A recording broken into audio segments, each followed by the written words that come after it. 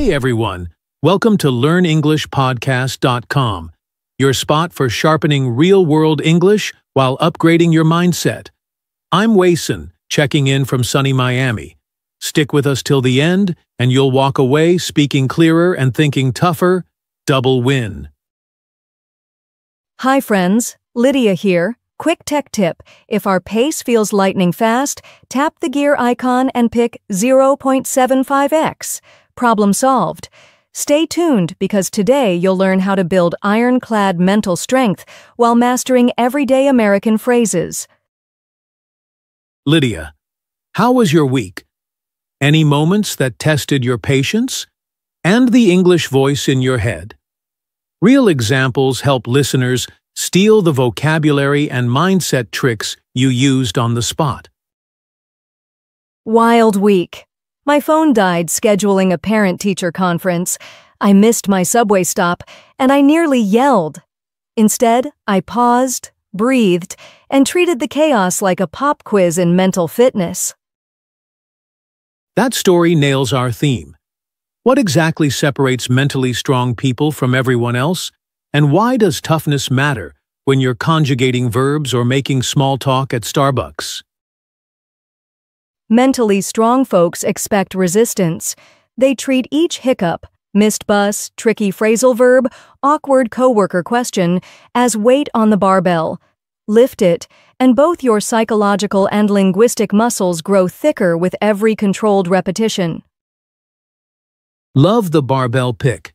Just like heavier plates build biceps, what does adding weight look like for an English learner commuting through Chicago each morning?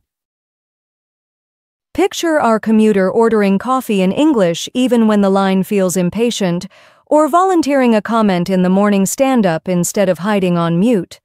That nerves-inducing resistance equals swapping 5-pound dumbbells for 10s. Listeners crave heroes.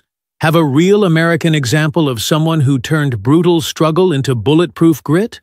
Preferably one they can Google tonight. Absolutely, David Goggins. Once 300 pounds and depressed, he saw a Navy SEAL doc and vowed to enlist, needing to lose over 100 pounds in 90 days. He ran before dawn, biked after work, fought self-doubt. Painful? Yes. Transformative? Definitely, for body, mind, and spirit. Goggins screams resilience. How does that translate when I mispronounce entrepreneur at a Denver networking event and want to crawl under a table? What's the mental rep there exactly? That embarrassment is your training weight. Smile, correct yourself, entrepreneur, stress the third syllable, and finish. Treat the blush like lactic acid. Proof you're stressing the muscle so it can rebuild stronger for the next conversation. Powerful point. Let's flip the coin. What sneaky habits nibble away at our mental horsepower and English confidence every single day? Name and shame them so the audience can start eviction proceedings immediately. Villain number 1, chronic complaining. It feels soothing but loops the problem.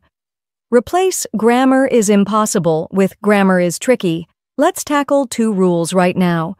Solution-oriented language fuels progress.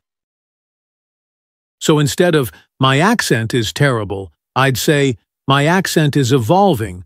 I'm booking a pronunciation session. Reframe accepted.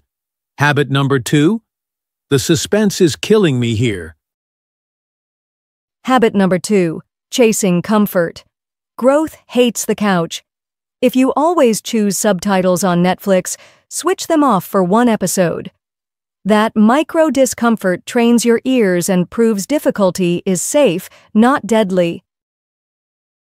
Guilty as charged. I love my couch. Villain 3, what's the last silent saboteur keeping our subscribers from fluent coffee shop banter? Give it to me straight. I can handle the sting. Excuses. The softest pillow in the house. I'm too old. No time. Native speakers will laugh. Each sounds reasonable, yet freezes you.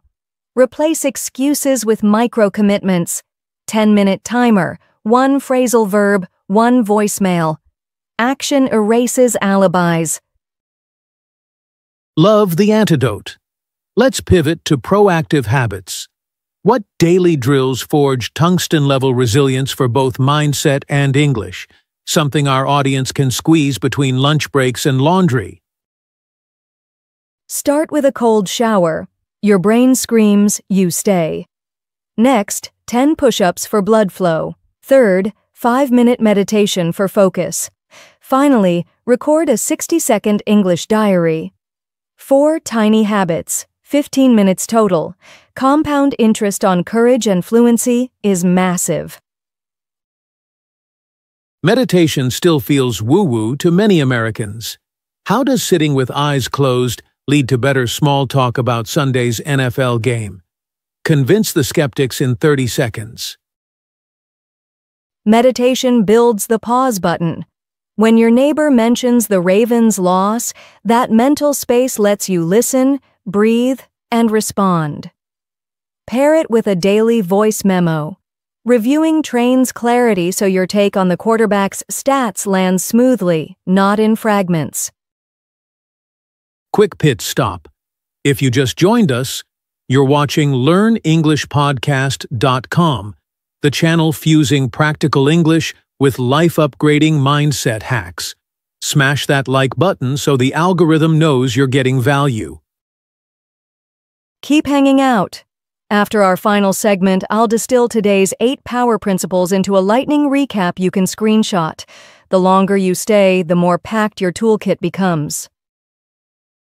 Let's tackle emotional hijacks. I spill iced coffee on my laptop minutes before a Zoom class. Heart racing, vocabulary gone.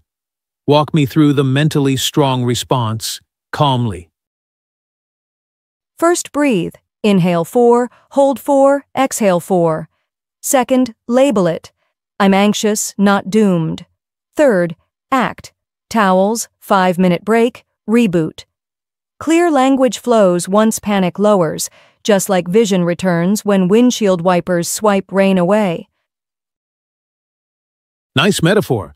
How does that breathing drill boost pronunciation? Our viewers love concrete links.